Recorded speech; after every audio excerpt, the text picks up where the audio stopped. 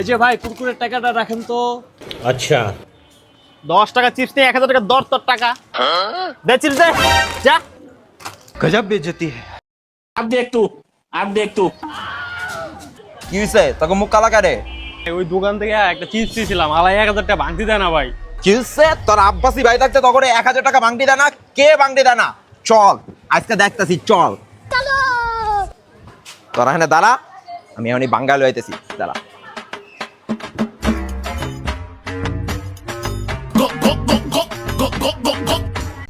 ভাই চিপসের 10 টাকা রাখেন লন।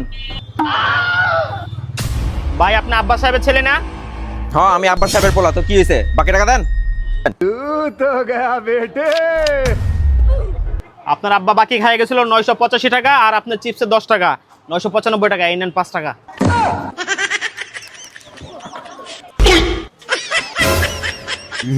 मेरे को जाना पड़ेगा।